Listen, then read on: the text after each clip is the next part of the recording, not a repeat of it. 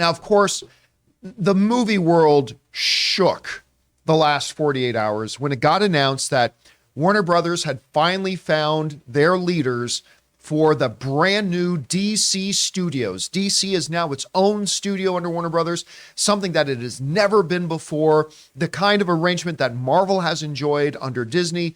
DC was never given that respect. Now it has its own studio, and they were looking for their own Kevin Feige, and they found them in two people. Of course, in the wonderful James Gunn and in producer Peter Safran. They are co-chairs and co-CEOs of it. Now, of course, this is funny because on November 1st, in just a couple of days, James Gunn officially becomes chairman, CEO, co-chairman, co-CEO of DC Studios.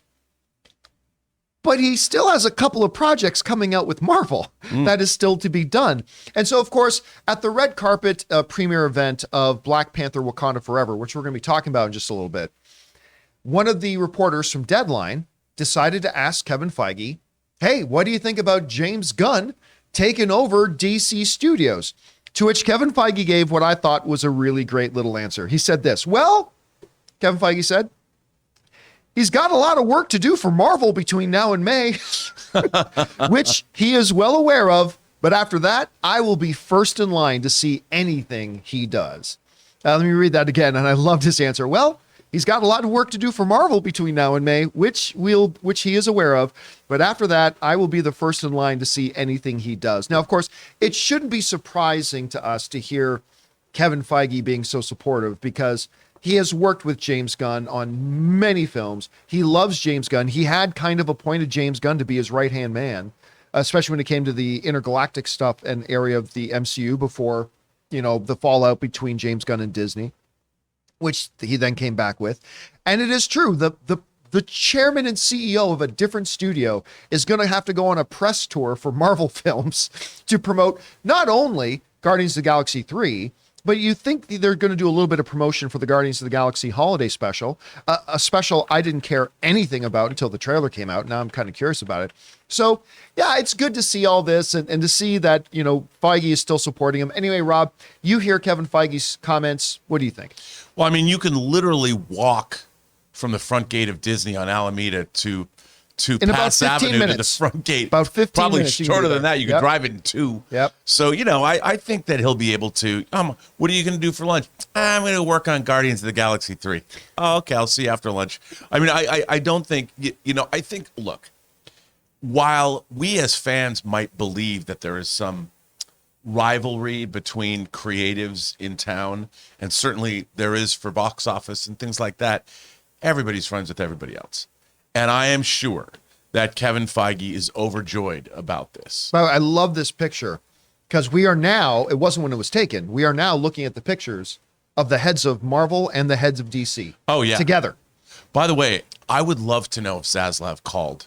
Guys, we want to take a moment and thank a sponsor of today's video, Wondery, and their new podcast, the official Lord of the Rings, The Rings of Power podcast. Guys, it's time to go deeper into the canals of Numenor, the mines of Khazad-dûm, and more with the official The Lord of the Rings, The Rings of Power podcast. Host Felicia Day and several special guests provide an inside look at the groundbreaking series and what it took to bring Middle-earth to life. Each episode of the official podcast features exclusive interviews with the series showrunners J.D. Payne and Patrick McKay, including the very first full breakdown of the incredible season finale. Felicia also goes behind the scenes with the cast and crew to bring you jaw-dropping stories and Easter eggs that you won't want to miss. So watch The Rings of Power on Prime Video and listen to all 8 episodes of the official The Lord of the Rings, The Rings of Power podcast for free on Amazon Music. Download the Amazon Music app now. Kevin Feige. You want to hear a huge conspiracy theory? How's this for conspiracy theory? James Gunn's contract. When does Secret Wars come out? I believe it's 2026 now, right? I believe it was a bunch of 2026. James Gunn's contract will end in 2026. If you want a tinfoil hat based on nothing conspiracy theory, this is all a well laid out plan to have James Gunn carry DC for the next 4 years, get it all prepped and ready. And then after Secret Invasion, Feige's out, he leaves Disney, he comes over and assumes the throne from James Gunn. And Feige then runs DC. Again, that is based on nothing factual. Nothing factual. That is just tinfoil hat, wild conspiracy theory. He's like, you coming for my job? I think that Feige, look, I don't think that Mike DeLuca would be giving up his throne anytime soon, but I could see Mike DeLuca going off when he's after 4 years to get a producing deal, and Kevin Feige coming over and running Warner Brothers. Yeah. Entirely. Yep. Because I think that the next... For those of you, Mike DeLuca is the current... Remember, under Warner Brothers Discovery, there are now 3 different branches when it comes to the movies and entertainment. There's Warner Brothers Pictures. Mike DeLuca is the current chair of... co-chair. With Pam Abdi. Yep, of Warner Brothers Pictures. DC Studios, which is now run by Peter Safran and James Gunn. And what was the third one again? Well, there's animation. Yeah, no, but animation falls under DC too. I can't remember what the third one was, but there's 3 distinct. So Mike DeLuca is the head of Warner Brothers Pictures. And that makes a lot of sense because for Kevin Feige, running DC only would just be a lateral move, whereas take over Warner Brothers would be something. Yeah, and I think, it's interesting because Mike DeLuca, people don't remember this, but he actually wrote the screenplay for John Carpenter's In the Mouth of Madness. And I know Mike DeLuca was not exactly happy with how it came out, but it's still a very respectable entry in the canon of John Carpenter's work. And I could see Mike DeLuca, because all studio executives, he worked for New Line. I met Mike DeLuca when I was a PA on Texas Chainsaw Massacre 3 in 1989.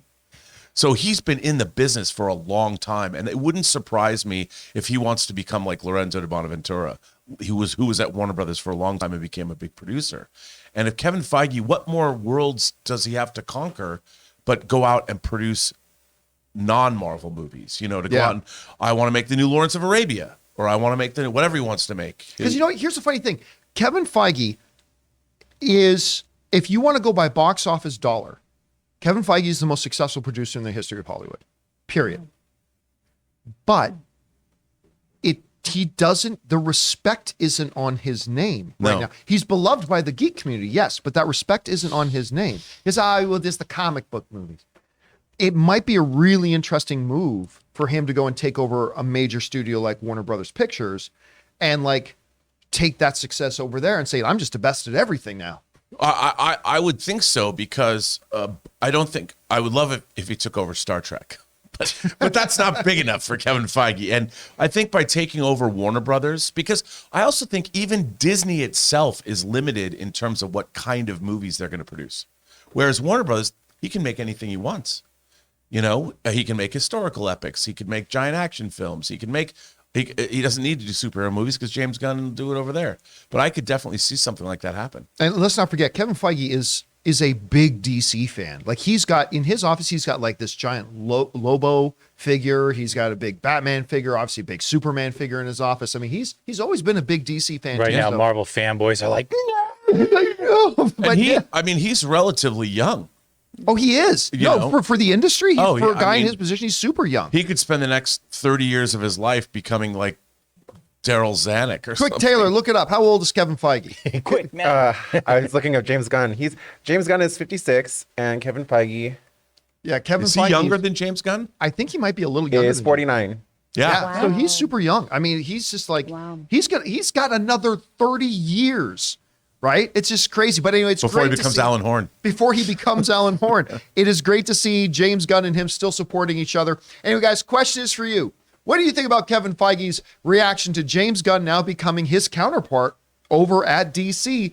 I think it's awesome. Anyway, whatever your thoughts are, jump down to the comment section below and leave those thoughts there.